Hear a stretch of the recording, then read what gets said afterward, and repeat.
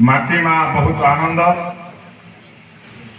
भाद्रव मास कृष्ण पक्ष अष्टमी दिन माटी माँ चाहि रही द्वापर जुगर 5200 वर्ष पूर्व चाहिए रही केबे माटी मार दुख हरण हो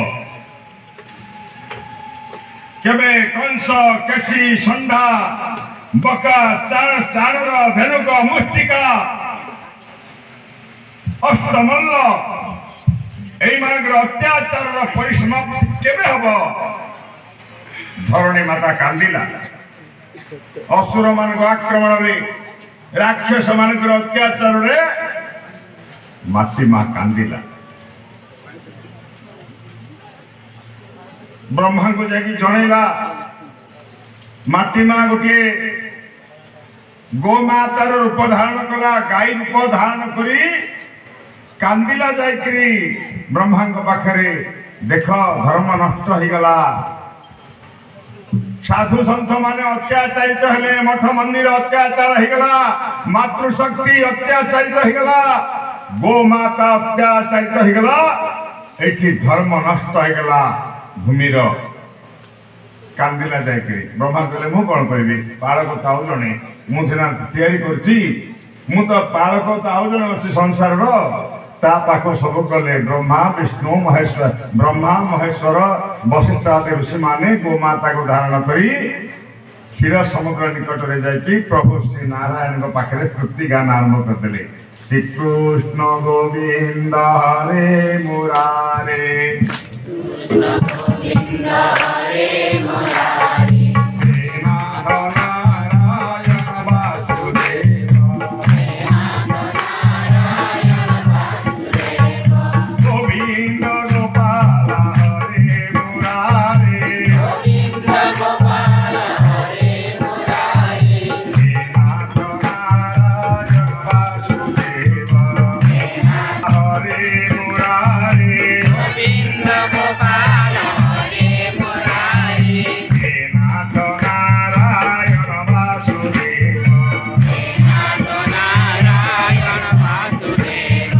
राधे राधे राधे कृष्ण कृष्ण कृष्ण राधे राधे राधे कृष्ण राधे कृष्ण राधे कृष्ण राधे कृष्ण कृष्ण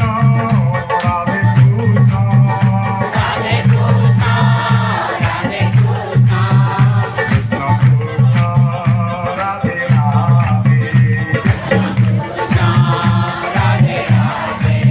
राधे कृष्ण राधे कृष्ण राधे कृष्ण राधे कृष्ण कृष्ण कृष्ण राधे राधे कृष्ण राधे राधे कृष्ण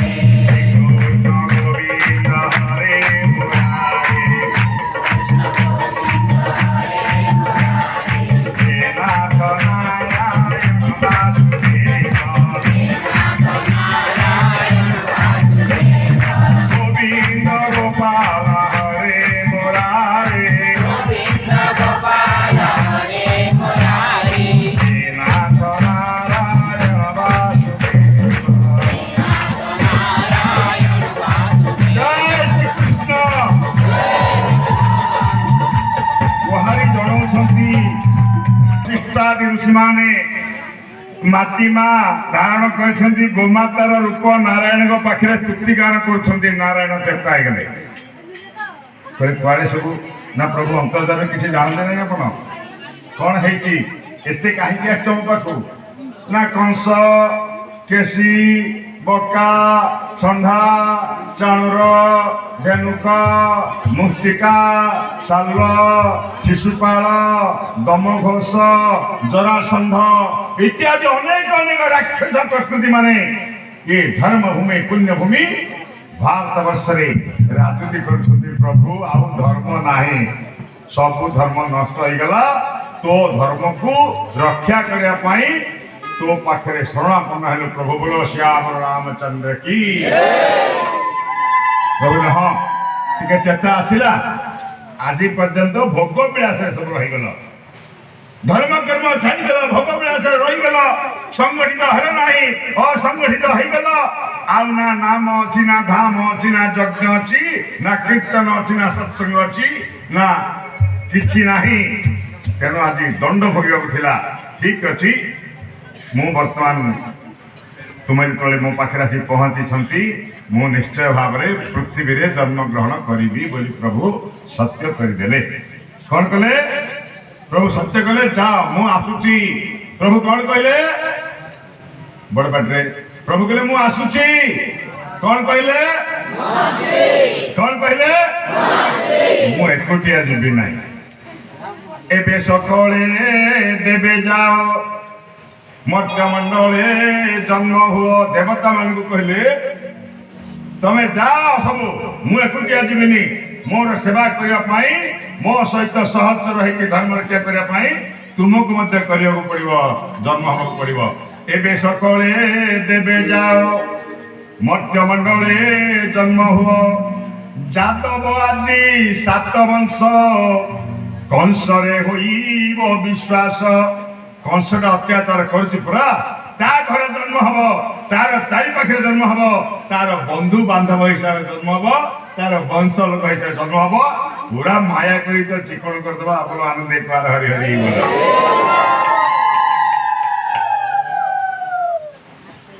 ଆଉ କହିଲେ, ମୁଁ ଜନ୍ମିବି, ମୁଁ ହିଁ ଜନ୍ମିବି ମଥୁରାରେ, କଂସର ବନ୍ଦୀ ଶାଳା ଘରେ।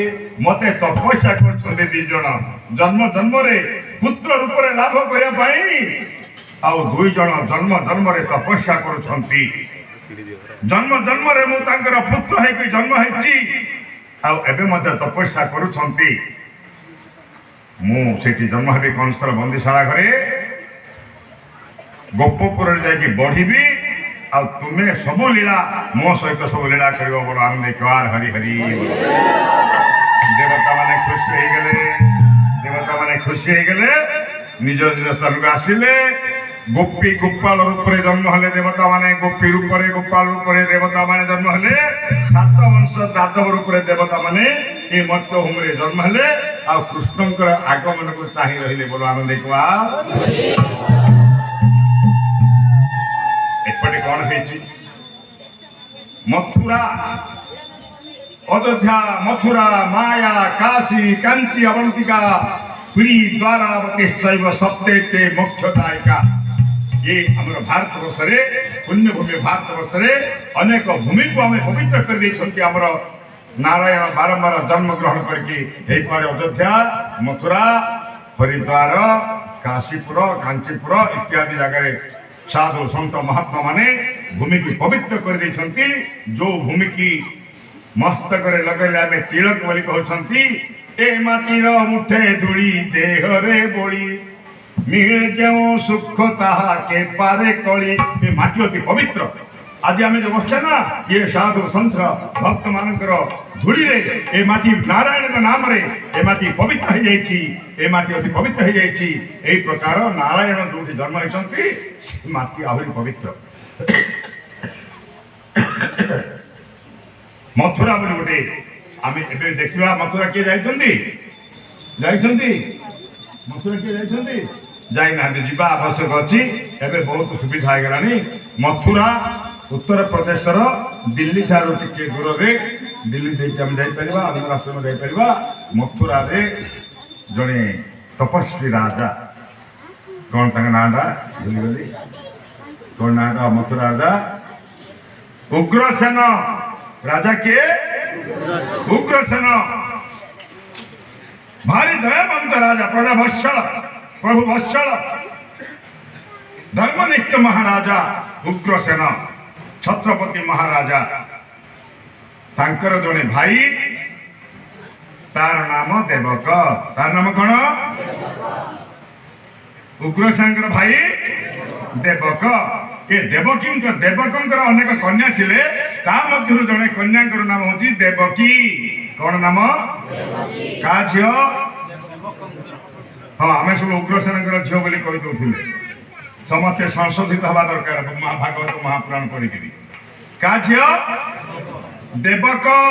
ଦେବକଙ୍କର ଝିଅ ଦେବକୀ, तार विवाह बयस है मथुरार एक अन्य जड़े राजा ये तो छत्रपति राजा उग्रसेन और मथुरार एक जमीदारी राजा ताकू निमंत्रण कले नाम कौन वसुदेव वसुदेव को निमंत्रण कले यज्ञ कले विवाह कले कन्या समर्पण कले कन्या समर्पण समय कंदा गटा टी कन्या तो खाली पड़े जाऊनी घर बाहर सी कंदा गटा टी होती यौतुक टे रजा घर झीटा एडे बड़ झीटा देवकी साधारण झील नुहति जी नारायण माँ हे सी भी साधारण नुहति उग्रसेन भी साधारण नुहति जी नारायण अजा हे वसुदेव भी कम नुहति जी नारायण बापा हे यही प्रकार एक मौज मजलिस 100टा हाथी देले 1000टा घोड़ा देले शह शह शगड़े शगड़ शगड़ हीरा नीला मोती माणिक बणुज्य